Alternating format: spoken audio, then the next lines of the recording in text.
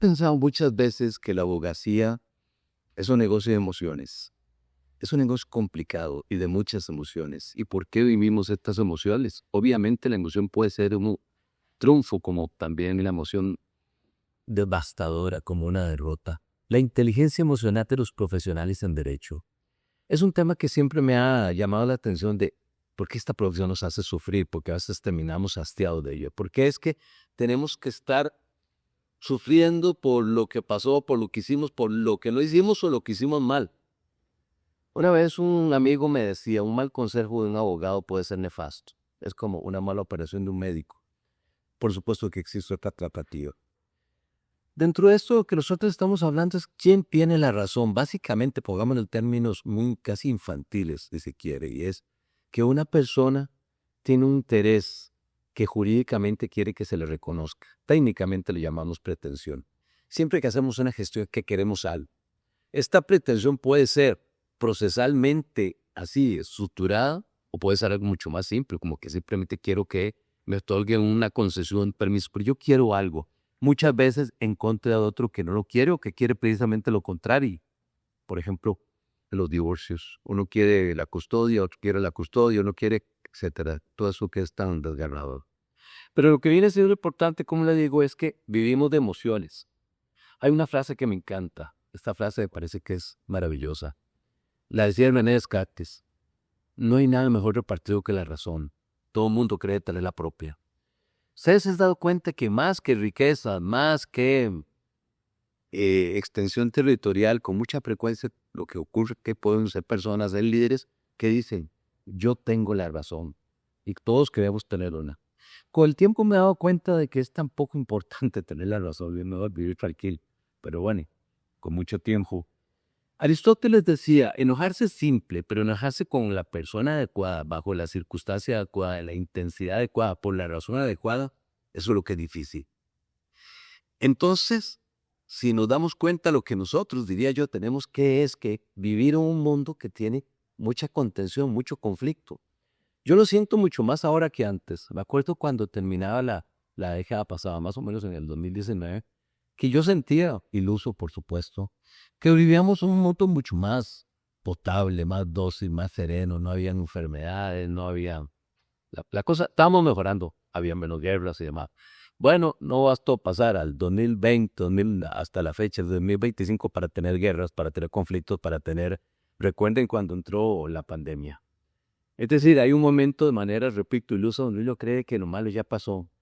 Un señor con Gratías decía que había unas curvas, que había una especie de ciclos, y esos ciclos decía que había épocas de bonanza y paz y otras épocas de conflicto, pero que conforme iba pasando el tiempo, esos conflictos iban siendo menos, digámoslo así, notorios, menos bruscos, menos rudos. Lo que sí es cierto es que la humanidad está mejor, si no fuera por el aspecto ambiental, la humanidad está mejor que el resto de la historia de la humanidad. Nosotros vivimos mejor que lo que vivió un rey hace 500 años. Pero bueno, lo que sí tenemos claro es que el conflicto es la norma, y el conflicto es la norma especialmente en nuestra disciplina. Le estamos hablando aquí a los profesionales del derecho general, de abogados, jueces, registradores, funcionarios públicos, funcionarios judiciales, notarios, etcétera. Lo vamos a tratar de hacer así en términos generales y por supuesto lo que uno pretende, probablemente también de manera ilusa, es cómo poder combatir, cómo poder ayudar, cómo podemos colaborar. Casi siempre en esta penchera hemos tratado de ayudar y colaborar a los profesionales en derecho. Nos ha parecido que es importante poder llegar y darle solución a los muchos problemas que hay. Yo siento satisfecho y con esto espero no parecer arrogante de que con frecuencia consultan, preguntan y me dicen cómo soluciono tal cosa, como prácticamente todos los días y varias veces al día. Yo lo que siento es que es casi un privilegio que tengo. Pero bueno, lo que quiere decir es que, de nuevo, estamos en un mundo de conflicto. Las relaciones humanas son complicadas. Decían los estoicos, si no controlamos las emociones nos controlan a nosotros. Eso es uno de los aspectos más importantes. Diría yo, por decirlo así, el primer mandamiento. Serenemos, controlemos las emociones, porque si no, va a ser parte de nuestra salud mental. Porque al final de cuentas, todos son percepciones. Muchas veces dicen que los historiadores no narran lo que ocurrió, sino como la gente lo percibió, cómo se percibió tal o tal otra situación. Si hubiera ganado en una guerra a otro bando, la historia sería diferentísima. Pero entonces, dentro de este mismo orden de idea, lo que tenemos es, en primer lugar, segunda gran regla, en mi opinión, tenemos que aprender a dudar y tenemos que aprender a buscar la información. Con las preguntas que me hacen muchas veces digo, y disculpe que lo ponga muy costarricense, pero qué montón de embarcadas pegan algunos colegas. Realmente a veces es decir, sonó duro, ¿cómo le pegaron tal embarcada? ¿Cómo me dio un consejo tan malo? Acudimos mucho a lo que se llama la educación o la información informal, es decir, no aquella que fue luego de un estudio, un análisis, que además de eso también puede ser hasta relativo. Entonces tenemos que derecho a equivocarlo. Sí, ¿verdad? Claro, humano, es todo lo entendemos, todo lo comprendemos, todos sabemos que es así, pero también ocurre. Pensemos este escenario. Eh, Dice el capitán, damas y caballeros, al lado izquierdo pueden ver el Océano Pacífico, al lado derecho, pero tenemos que informarles que la mesa quedó sin combustible, errar humano es y probablemente todos nos matemos. Por supuesto que no sé, ni siquiera gracia. Entonces lo que nosotros tendríamos que pensar es todo ese recaudo, todo ese conocimiento, toda esta organización cuando vamos a asumir un asunto de orden profesional, no algo que sea antojadizo, atropellado a la carrera. Yo aquí en la oficina, sobre todo en los últimos años, porque uno toma una evolución, la gente que me conoce sabe que yo me pedo para llegar a la casa. Pero uno va evolucionando, uno va tratando de hacer las cosas mejores. Por supuesto, la vida te enseña mucho, los golpes te enseñan. Y uy, esta es una profesión que genera muchos golpes. Entonces, segundo gran mandamiento, organicemos el tema que vamos a tratar. ¿Qué es organizar? Lo que sabemos, lo que no sabemos, la información que nos falta, las variantes, la organización del caso, la organización de la oficina. Tenemos derecho a dudar, pero a veces yo creo que el dudar es un deber. Estemos seguros de lo que vamos a hacer, de lo que estamos haciendo. Analicémoslo muchas veces. Eso que estoy diciendo probablemente a ustedes les parezca un contrasentido. ¿Cómo voy yo a llegar ante un juez a dudar? No, oye, porque ya hemos dudado mucho. ¿Quién nos ha llevado una sorpresa donde la contraparte te argumenta un aspecto que nunca en la vida hubieras pensado que pudiera ser importante? Nefasto, doloroso, o sea, fatal. Y probablemente nunca podamos tener todas las variantes, pero depende de nosotros que podamos organizarlo con tiempo y con bastante administración del tiempo, haciéndolo con cuidado, decimos qué nos podemos enfrentar, por ejemplo, en una audiencia. Y no importa, consultemos con personas que han estado en esa audiencia. La licenciada Alejandra Araya empezó a hacer un laboratorio que me ha encantado y es hacer audiencias a nivel de laboratorio, precisamente qué podemos ver, qué no se puede ver, qué puede existir. ¿De qué tenemos que tener cuidado? Otro aspecto muy interesante es que yo he notado, y disculpen a que le cae el guante, pero que a veces los profesionales somos muy arrogantes, y especialmente en una etapa en la vida. Hay una etapa en la vida en que, como dirían en Pavos, nos creemos la mamá Tarzán, o sea, creemos que lo sabemos todos. Esa arrogancia con mucha frecuencia nos conduce al deséxito, a la frustración, al trauma. Dejamos una actitud humilde, al menos callada. ¿Ok? Como dicen por ahí, mejor un tonco callado que uno hablando. Revisemos bien lo que nosotros vamos a hacer, focalicemos, eliminemos las ideas perturbantes, lo que perturbado es. Tratemos de focalizar. Es muy frecuente que estemos viendo un tema y metiéndonos en otro. A mí me pasa muchísimo. Este déficit atencional mío genera que yo con mucha frecuencia tenga que atender y vivir ese ramillete de distracciones que tenemos. ¿Y por qué? Porque vivimos un mundo que genera muchos distractores. Tratemos de focalizar, ojalá poner en un blanco y negro, decir los aspectos importantes. Ojalá en algún momento poder trabajar a solas, porque por lo menos aquí en nuestra oficina somos altamente interruptores, interrumpimos y somos interrumpidos. Saber escuchar, importantísimo, saber qué consejo podemos atender, qué podemos ver, qué no podemos ver, qué es importante, qué no. Dudemos siempre, dudemos de la información que tengamos. Tratemos de consultar y sobre todo también estudiar, no hay ninguna duda. Si estuviéramos hablando a nivel universitario, por supuesto, de todo el mundo lo que se refiere es el hecho de qué dicen los libros, qué dice la jurisprudencia y demás. Vuelvo a decir, y después vamos a poner un millón de ejemplos. Me acuerdo del colega que llevó un proceso que quería buscar un exequatur y ese exequatur era, el exequatur de crimen era hacer valer una sentencia, una sucesión en el extranjero para hacerla en Costa Rica para que a final de cuentas le dijeran, no, así lo sirve y no se pueden. La empatía con el cliente. La empatía con el cliente, voy a decir algo que tal vez resulte un poco perverso, pero no siempre se da. A nosotros nos pagan un servicio. Tratemos de tener empatía. Entendamos su problema. Las personas llegan a tu oficina no con la finalidad de generar, ¿cómo explicarlo? Compartir una fiesta, compartir una buena... No, vienen con un problema. Si yo voy a hacer los planos de una casa, probablemente vaya donde el arquitecto con un gran entusiasmo.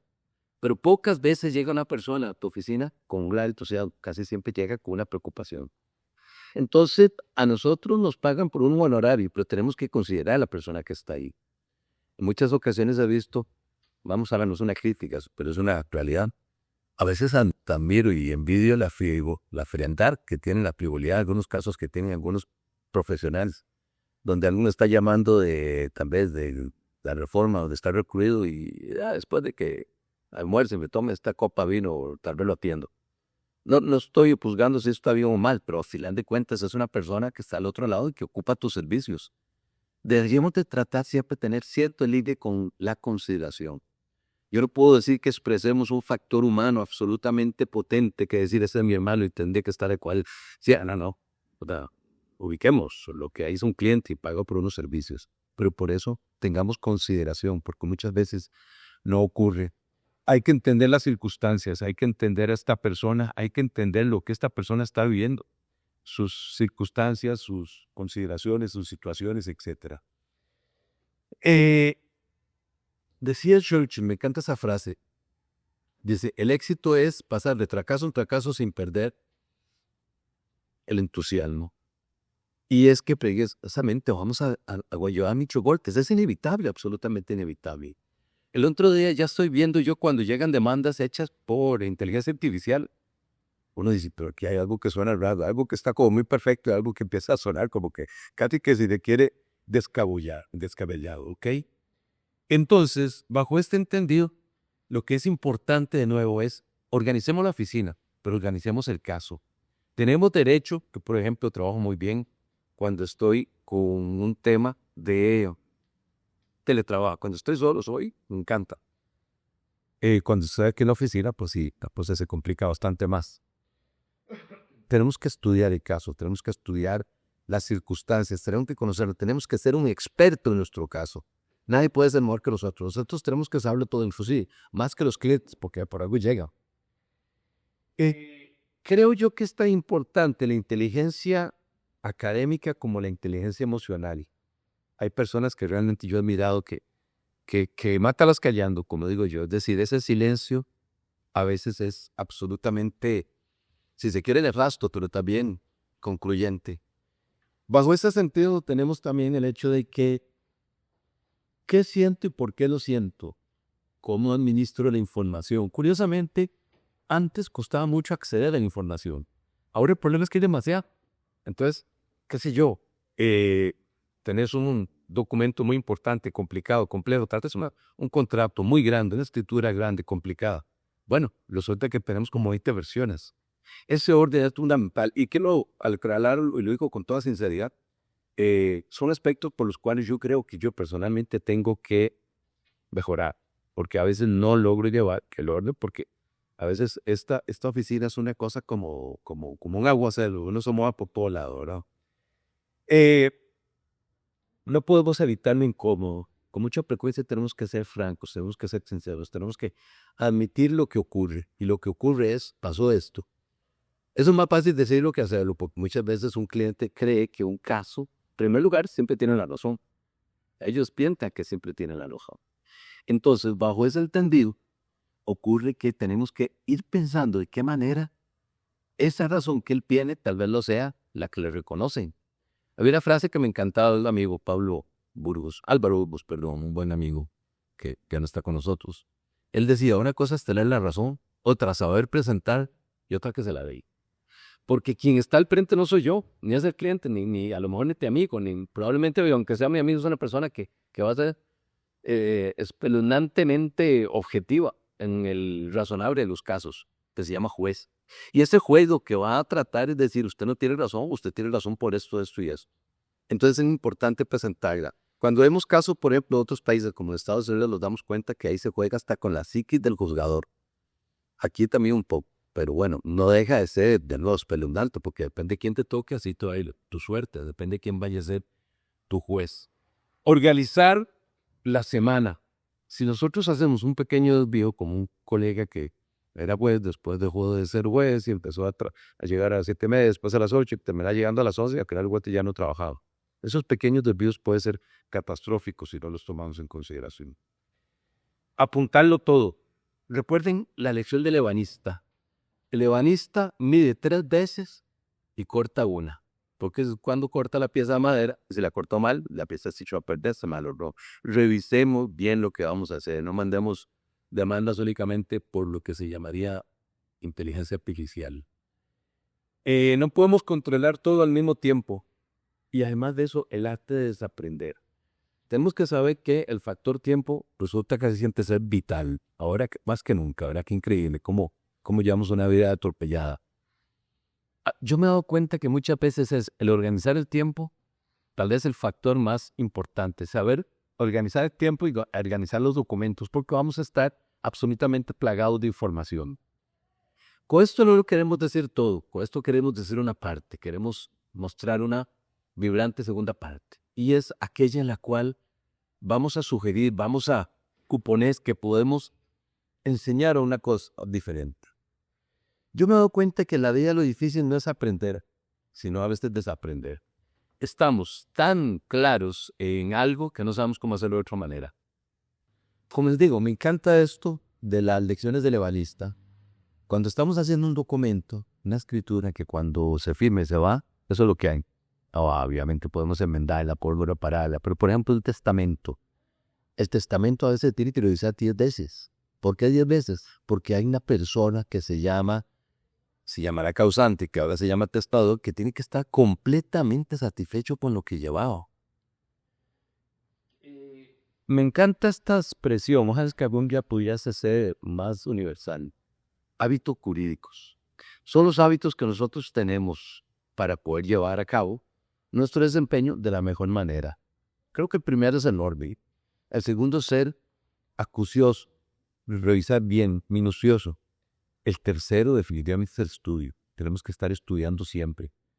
Yo veo la inteligencia artificial más que como una oportunidad, casi como una amenaza si no la utilizamos bien. Hay que también ser un método. ¿Cuál es el método nuestro? Nosotros tenemos que organizar la oficina, pero también en caso. Tenemos que controlar, como les digo, el tiempo y sobre todo tratar de llevar todas las cosas en orden. Entonces, casi que con esta primer gran etapa diría, estudio constante, el poder de la duda, saber a quién se le consulta. Recuerden lo que dije, gente sin barca.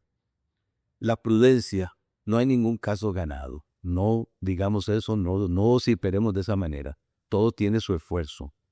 Muchas veces cuando se pierde fue culpa del abogado, pero cuando se gana fue tatica Dios. La ética, eliminemos los codazos, tratemos de no hablar mal de los colegas. Si vamos a hablar mal, mejor quedemos callados, porque ya el colega se desfiguró con lo que hizo. Eso yo creo que es una de las cosas más empachosas que existen en la profesión. El temperamento, no pierdan la elegancia, no se alteren, menos en un debate. Eliminemos esa figura de la arrogancia, de creer que lo sabemos todo. El esfuerzo, hay que esforzarse. Quitémonos la idea de ser mediocres. Y finalmente diría, hay que ser culto, hay que saber un poco. Una vez quería determinar si una persona estaba detrás de una situación y me llamó mucho la atención que la sociedad se llamaba Gambito de Dama y esta persona era muy, muy aficionada al ajedrez. Bueno, eso no era posibilidad para saber si está detrás de esta situación. Y recuerden que los éxitos son suyos, también los fracasos. Termino con una frase que me encanta de María Teresa de Calcuta. No sin antes decir que tendremos una segunda parte donde vamos a puntualizar más esos errores. Pero yo creo que el día se comienza con una sonrisa. Muchísimas gracias.